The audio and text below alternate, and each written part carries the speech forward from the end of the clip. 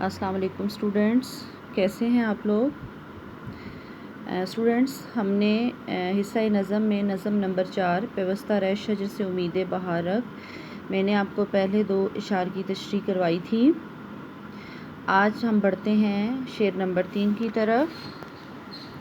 شعر نمبر 3 ہے تیرے گلستان میں بھی فصل خزاں کا دور، ہے تیرے گلستان میں بھی فصل خزاں کا دور، خالی ہے جیب گل زر کامل عیار سے۔ ٹھیک ہے، گلستان کا کیا مطلب ہے؟ گلستان کا معنی ہے باغ، فصل خزاں، خزاں کا موسم یا پتجھڑ کا موسم۔ جیب گل کہتے ہیں پھولوں کی جیب، گل دیکھیں پھول کو کہتے ہیں، جیب گل پھولوں کی جو ہے وہ جیب۔ زر کامل عیار سے مراد ہے خالص سونا۔ ٹھیک ہے، تو اب آتے ہیں تشریح کی طرف۔ اس شعر میں جو ہے شاعر ملت اسلامیہ کے لیے جو ہے یعنی تمام مسلمانوں کی جو قوم ہے ان کے لیے ایک عظیم درس دے رہے ہیں۔ شاعر کہتے ہیں کہ مسلمان کبھی عروج پر تھے اور پوری دنیا پر جو ہے ان کا غلبہ تھا، ان کا طوطی بولتا تھا۔ اور سن 7 اس میں شاعر یہ بتانا چاہ رہے ہیں کہ جیسے کہ سن 712 میں محمد بن قاسم نے سندھ پر حملہ کیا اور برصغیر میں اسلامی سلطنت کی بنیاد رکھی، اور پھر مسلمانوں نے کم و بیش 1000 سال تک ہندوستان پر بڑی شان سے حکومت کی۔ ٹھیک ہے، یہ وہ دور تھا جب مسلمانوں کا طوطی بولتا تھا اور مسلمان پوری دنیا پر غالب تھے۔ ٹھیک ہے، مگر افسوس کہ ان کی جو آپس کی جو ہیں وہ لڑائیاں اور جو جھگڑے تھے، نا اتفاقیاں تھیں، عدم اتحاد تھا، انہوں نے مسلمانوں کو زوال کی گہری کھائی میں پھینک دیا تھا۔ اور جو برصغیر پر انگریز حکمران ہو گئے صرف اور صرف کس وجہ سے؟ مسلمانوں کی جو ہے وہ نا اتفاقیوں کی وجہ سے، اور مسلمان جو کبھی حاکم تھے وہ محکوم بن گئے اور آقا سے غلام بن گئے۔ مسلمان اس میں اقبال کہتے ہیں کہ مسلمان برصغیر کی جو پوری تاریخ ہے وہ مسلمانوں کی جو پوری تاریخ ہے وہ اقبال کے سامنے ہے، وہ اس میں ٹھیک ہے، وہ اس کے بارے میں کہہ رہی ہے کہ ان کی پسماندگی کو دیکھ کر ان کا دل جو ہے وہ روتا تھا، تڑپتے تھے۔ ٹھیک ہے، اور یہ کیا کس چیز کا نتیجہ تھا کہ ان میں آپس میں نا اتفاقی تھی۔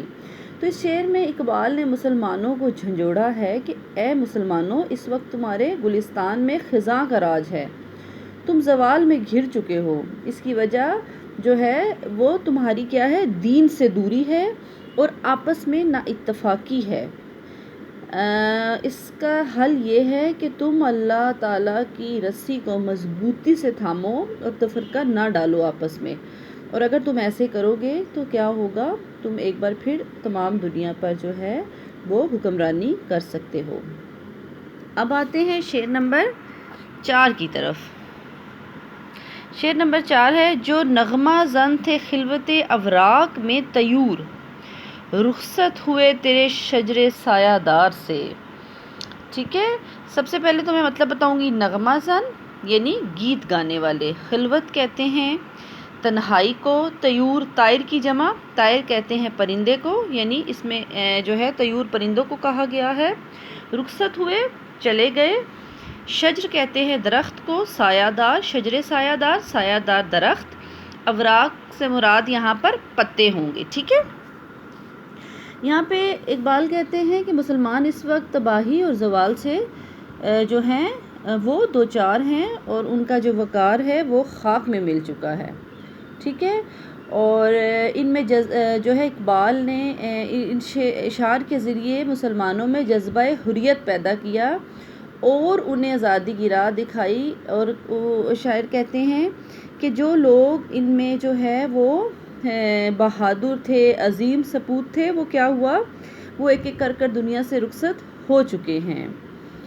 شاعر کا مقصد یہ ہے کہ مسلمان جو ہے وہ زوال پذیر ہو چکے ہیں، ان کی راہبری کرنے والے جو ہیں وہ مخلص اور اہل دل جو لیڈر ہیں وہ کیا ہوا ہے؟ وہ اس دنیا سے رخصت ہو چکے ہیں۔ اب بظاہر ان کی رہبری کرنے والے ہی نظر نہیں آ رہے، تو اہل دل موجود ہوں تو قوم کے سنورنے کی توقع ہوتی ہے، اور اگر اہل دل ہی موجود نہ رہیں تو وہ قوم کیوں کر سنور سکتی ہے۔ شاعر یہ کہنا چاہتا ہے کہ مسلمانوں کو خود ہی اس حقیقت سے آشنا ہونا پڑے گا اور اس نقطے کو سمجھنا پڑے گا کہ کامیابی کے لیے قوم میں اتفاق اور اتحاد ہونا بہت ضروری ہے، ٹھیک ہے۔ اور پوری قوم کا جو ہے وہ پوری قوم کو مل کر جو ہے وہ کشتی کو جو ہے وہ طوفان سے نکالنا ہوگا، اور اس مقصد کے لیے جو ہے وہ ایک ہی بات ہے کہ انہیں آپس میں اتحاد اور اتفاق سے رہنا ہوگا۔ تو بچوں، مجھے امید ہے کہ آج کے جو 2 اشعار بھی میں نے آپ کو پڑھائے ہیں، ان کی تشریح سمجھائی ہے، وہ آپ کو اچھی طرح سے سمجھ آ گئی ہوگی، اور اسی کا ہی میں آپ کو جو ہے وہ ریٹن ورک بھیجوں گی جو کہ آپ نے اپنی کاپیز پر کرنا ہے۔